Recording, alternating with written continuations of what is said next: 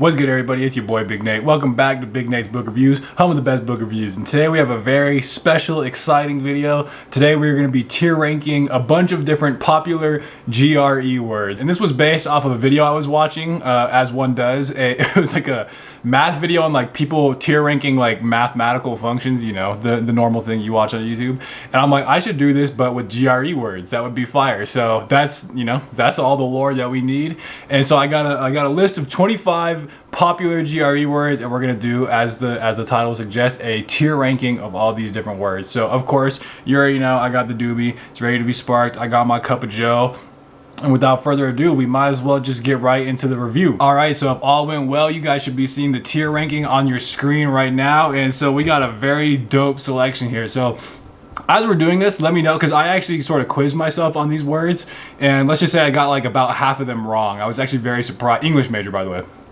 And I also did poorly on the GRE, for what that's worth. But I was surprised at how many of these, like I said, that I got wrong. So, you know, while we're doing this, maybe pause, you know, think about what the definition is, something along the lines of that. And I would also love to hear your comments and thoughts about what you guys think about these words. But enough chit chat. So first word, we got anomaly. Okay. And oh, so here I have the definitions pulled up here too. Okay, so an anomaly is something that deviates from what is standard, normal, or expected. So I feel like anomaly is like it's like an A or a B, you know, like it's a not. For instance, if you watch Big Nate's book reviews and you're not subscribed, that's something of an anomaly. Actually, it's not, because hell of you be watching and not subscribing, so not an anomaly at all.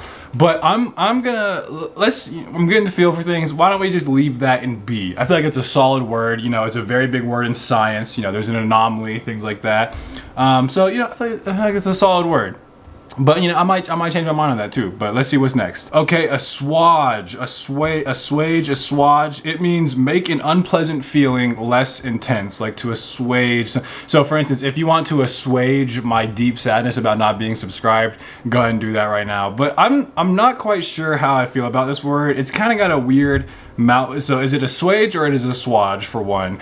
Two, just kind of very clunky word to say, but I do feel like I have seen this word like in popular culture. But honestly, I feel like I might leave that in B. Can I put anomaly in A? That feels a little more right. I like this. So let's see what's next. Audacious, and that means showing a willingness to take surprisingly bold risks. Okay, so when Big Nate stepped on the YouTube scene, he was very audacious to do so. I think this is an A tier word. I feel like, you know, oh, you have the audacity, same root, and I'd be saying that frequently. And just like, you know, I feel like if you use this in everyday language, like somebody does something crazy, I say, oh my God, that was so audacious. You know, that's a solid word. I'm gonna say A. All right, so up next we have cacophony, which is a harsh, discordant mixture of sounds. And I think, you know, to me off the bat, cacophony is good. I think a solid word. People making too much ruckus. What the fuck is going on? It's a goddamn cacophony over there. I also like the syllable cacophony. You know, it's a big sort of sounding word. Good, flows off the tongue pretty easily. And so, yeah, I'm going to put that in A. Honestly, I'm considering S, but we'll see about that. Capricious, given to sudden and unaccountable changes of mood or behavior. So you're fickle, you go back and forth. Like one second you say this, the next second, oh, how capricious. I'll say like a B. I feel like that seems fair. I don't know that it's not audacious, it's not cacophony, but I feel like, you know, it's a good word. I would bust that out on occasion. Like, oh my, how capricious, bro. But okay, so yeah, I think that's fair. That feels right. Corroborate. So you might think just because it's popular like A or S, but I think I'm gonna say B again, because like it is a popular word, but it's just nothing special. Like that's a word that like people probably actually use on a relatively normal basis. Like okay, maybe not corroborate, but you feel what I'm saying. It's nothing. It's not cacophony. Corroborate, by the way, means to confirm or give support to a statement, theory, or finding. See, I didn't even think to name the definition because we all know that word. Okay, desiccate. Desiccate is to remove the moisture from something so it becomes completely dry. So I did think of a sentence for this one. I was gonna say, when she sees my book collection, it's a torrential downpour. When she sees your book collection, she desiccated. She desiccated. That being said, I don't know how much, how often do you really use this word? No one is gonna know. Like, yes, I think you could do a lot of interesting things there, but overall, even if you could use desiccate in like a good, funny way, it's like no one's gonna know what the fuck. I didn't know what this means, so I'm gonna say C. Engender, which is to cause or give rise to a feeling, situation, or condition. So I don't like this word because I got it wrong. It's just too, first off, like the word gender too, because if you're just looking at the sentence or the word structure, it's like, okay, maybe it has nothing to do with that at all, or maybe it does if you go back far enough. But I also thought it meant like to take the form of something, like you're engendering the expression of love. And then I gave this quiz to my girl too, and I forgot what she said, but she also didn't get engender. And I just feel like there's better, you know, to cause or something to give rise to. Like I'm never using engender, to be honest with you. Ephemeral, you know, I'm actually thinking, I don't know, this might just be my fickleness, my capriciousness, but I almost say S because one, just cool sounding word, ephemeral. I also love the meaning, like very much Buddhist literature will draw on words like this, the, you know, the everyday pleasures and daily activities of life, those are ephemeral. You need something more lasting, but at the same time, it's also like modern, you know, the gorillas, it's the ephemeral style. Yeah, you see me. How garrulous of me. We'll get there. But I feel like it has so many applications. Just a good sounding word, and yeah, you know, I think S is okay for that. Enigma. Honestly, I don't know. I'm actually gonna put this in S too, just because there's something about this. I mean, it goes back as far as SpongeBob. You know, there's something archetypal about enigma. They said the inner workings of my mind are an enigma. You may be an open book, SpongeBob, but I'm a bit more complicated than that. The inner machinations of my mind are an enigma. Which, by the way, means a person or a thing that is mysterious, puzzling, or difficult to understand. But I also feel like enigma is for me at least, it was one of the first vocab words I kind of remember learning. And I think that's true of a lot of people here. And it's like, you can also bust this one out in everyday language, you know, like, why are you not subscribed to Big Nate's Book Reviews? Like, it's very strange. It's like a sort of like an enigma. It's kind of weird how it's happening. But overall, I think I'll give that word an S tier. So up next, equivocal. Open to more than one interpretation, ambiguous. So this is one of those words that I originally did not know what that meant, and I had to like go through the mistake, but now I did know. And the way I remember it is unequivocal is like, it's the one interpretation, like it's very clear, it's the only, like Nazis were unequivocally wrong. That's like you know, like that. So equivocal is like that. So but overall, again, I feel like it's a word not many people really use, and the word here that gets used is unequivocal. I'm not using equivocal like that. So I would say C. Okay, up next, erudite. Having or showing great knowledge or learning. So for instance, Big Nate and all of the people subscribed to him, Big Nate Gang, Big Nation, all of them would be considered erudites, aesthetes, literati, intelligentsia. So I do honestly like the erudite word. I would put that in S. So, and look at it, we got a little rectangle here, and look, all the S words are E. Does that mean something? Is there a correlation with 5 words in the letter E? Okay, up next, fervid. Intensely enthusiastic or passionate, especially to an excessive degree. And this reminds, so basically, like, I feel like you're tweaking and you're feverish, you're mad, your bro's going fervid, rabid, I don't know. But to be honest, so, I do like the word, and when I hear it, I feel like I can context clue my way through it. But at the same time, I don't really be using it every day. It's nothing like, you know, just out of the, it's not an S tier, I'll tell you that much. So, you know, that seems right. I think I'm gonna leave it in B. Garrulous. Fuck this word, honestly. I feel like the word itself does not match the meaning, which is excessively talkative, especially on trivial matters. I thought garrulous is like you're pugnacious, you're like you're ready to fucking spar, make a ruckus. But it's just I said I'm garrulous, excessively talkative, especially on trivial matters. I'm looking at the man in the mirror. But okay, up next, homogeneous, of the same kind, alike. And honestly, I feel like I hear homogeneous mostly in like my science classes, but I have heard this word in like more everyday context as well. I like homogeneous. I think the world would be a worse off place than with homogeneous. So I'm gonna put it in the A tier. Yeah, it's not quite S tier needs a style, it needs flair. Homogeneous doesn't have that.